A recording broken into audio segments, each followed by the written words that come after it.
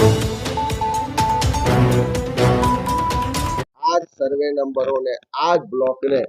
બિન ખેતીની મંજૂરી કરવામાં આવી। ભૂતકાળમાં જેને જિલ્લા પંચાયતે રદ કરી દીધી હોય, કોર્ટમાં ગયા તેમ છતાં કોર્ટે પણ રદ રાખી હોય, એ જ સર્વે નંબરોને બિન ખેતીની મંજૂરી આપવામાં આવે છે। અને આપણે બધા જાણીએ છીએ કે નદીમાં જે પૂર આવે એ આજુબાજુના ગામોમાં નુકસાન ના કરે એટલા માટે 1960 થી પાળા બનાવવાની યોજના કરવામાં આવી કે નદી કાંઠાના ગામોને નુકસાન ના થાય એટલા માટે પાળા બનાવે। અને જે તે વખતથી સરકારે આ પાળા બનાવવા માટે જમીનો સંપાદિત કરી અને જે ખેડૂતોની જમીન જતી હતી એને વળતર પણ ચૂકવવામાં આવ્યું। અત્યારે આ પરિસ્થિતિ એવી થઈ છે કે એમાં પણ પાળામાં જે નિયમો આપ્યા છે કે 30 મીટર સુધીનું અંતર અને 30 મીટર પછી 30 થી 150 મીટર સુધીનું અંતર। આજે મારી પાસે નકશા છે, હું હમણાં તમને બધાને અલગથી પણ જોઈએ તો કોપીઓ આપીએ છે કે કેવી રીતે આ પાળા તોડવામાં આવી રહ્યા છે, કેવી રીતે પાળાની અંદરની સાઈડે એટલે કે જે નદી સાઈડે છે ત્યાં પણ પુરાણ 8-8, 10-10 ફૂટ માટીનું પુરાણ કરવામાં આવે છે। ત્યાં પણ આજે કન્સ્ટ્રક્શન થઈ રહ્યા છે, રોડ રસ્તા બની રહ્યા છે અને એને રોકવા વાળું કોઈ નથી। આ એટલા માટે બની રહ્યું છે કે જે રોકવા વાળા છે એ જ આમાં ક્યાંક ને ક્યાંક લાભાર્થીઓ છે, ક્યાંક ને ક્યાંક કમિશન કમલમ સુધી, ગાંધીનગર સુધી પહોંચે છે અને જે સુરતવાસીઓને ભવિષ્યમાં ડૂબાડવા માટેની આ યોજના હોય એવી રીતે કામ ચાલી રહ્યું છે। ત્યારે આજે અમે તમારી વચ્ચે એટલા માટે જ આવ્યા છીએ કે ભૂતકાળમાં આ જ નદીમાં 8 થી 10 લાખ ક્યુસેક પાણી છોડવામાં આવે તો પણ નદીની વહન ક્ષમતા હતી। આજે આપ સૌ જાણો છો કે 2 થી 3 લાખ ક્યુસેક પાણી છોડવામાં આવે તો પણ નદી કાંઠાના વિસ્તારોમાં પૂરની પરિસ્થિતિ થાય એવી સ્થિતિનું નિર્માણ થયું છે। ત્યારે એવા સંજોગોમાં આખા નદી કાંઠાના વિસ્તારોમાં, આ તો મેં તમને એક દાખલો આપ્યો છે, પણ બધા જ સુરતની નજીકના નદી કાંઠાના જે વિસ્તારો છે એ તમામ નદી કાંઠાના વિસ્તારોમાં આ જ રીતે આજની તારીખે ગેરકાયદેસર મંજૂરીઓ અપાઈ રહી છે। સુજ્ઞાબેન ભટ્ટ કમિશનના રિપોર્ટની વિરુદ્ધમાં જઈ, સરકારના જે નિયમો છે એની વિરુદ્ધમાં જઈ, હાઈકોર્ટના જે અવલોકનો છે એની વિરુદ્ધમાં જઈ આ મંજૂરીઓ અપાઈ રહી છે। ગેરકાયદેસર રીતે મોટા મોટા ફાર્મ હાઉસની સ્કીમો હોય, ફ્લેટની સ્કીમ હોય કે મોટા પ્રમાણમાં મોટા ડેવલપમેન્ટના કામો અત્યારે થઈ રહ્યા છે, કન્સ્ટ્રક્શન થઈ રહ્યા છે અને આ તમામ આખું સુરત શહેરના લોકો જોઈ રહ્યા છે, આખા સુરતના બધા રાજકારણીઓ પણ જોઈ રહ્યા છે, આખા સુરતના બધા અધિકારીઓ પણ જોઈ રહ્યા છે, પણ બધા જ આજે બોલી એટલા માટે નથી શકતા કારણ કે આ બધું જ સરકારના આશીર્વાદથી થઈ રહ્યું છે, સરકારમાં બેઠેલા લોકોની મિલીભગતથી થઈ રહ્યું છે, એમના મળતિયાઓના લાભાર્થે થઈ રહ્યું છે, અધિકારીઓને કરોડો રૂપિયાનો ભ્રષ્ટાચાર મળી રહ્યો છે, એટલા માટે આ બધા ચૂપ છે। અરે અમે કોંગ્રેસ પક્ષ તરીકે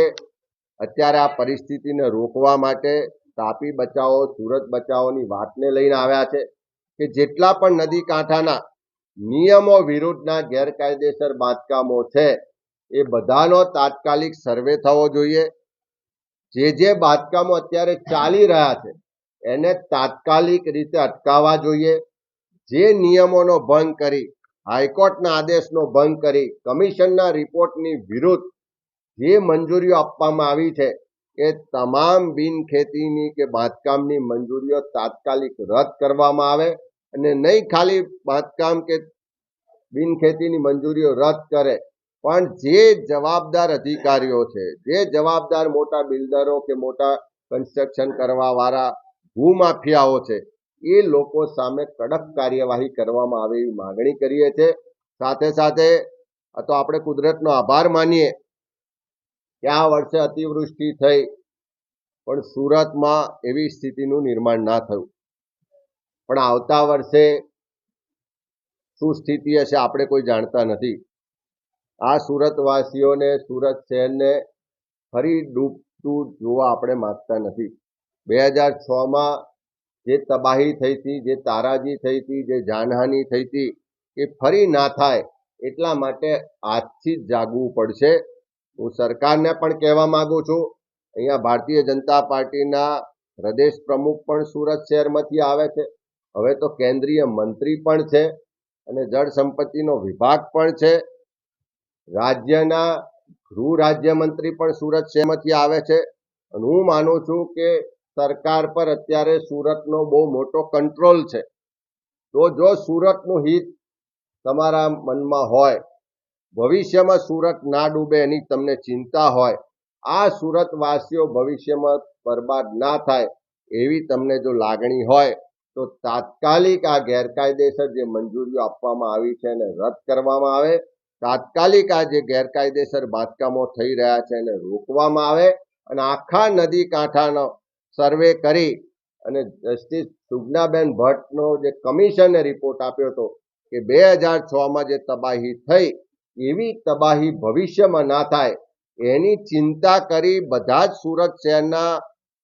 વિદ્વાન લોકો, નિષ્ણાતોનો અભિપ્રાય, ટેકનિકલ, જીઓગ્રાફિકલ અભ્યાસ કરીને જે રિપોર્ટમાં ભલામણો કરવામાં આવી છે એના વિરુદ્ધનું જે અત્યારે બાંધકામ કે કાર્યવાહી થઈ રહી છે એને અટકાવવા માટે સુરતના ભાજપના સત્તાધીશો પણ આગળ આવે. અમે વિપક્ષ તરીકે કોંગ્રેસ પક્ષ માગણી કરીએ છીએ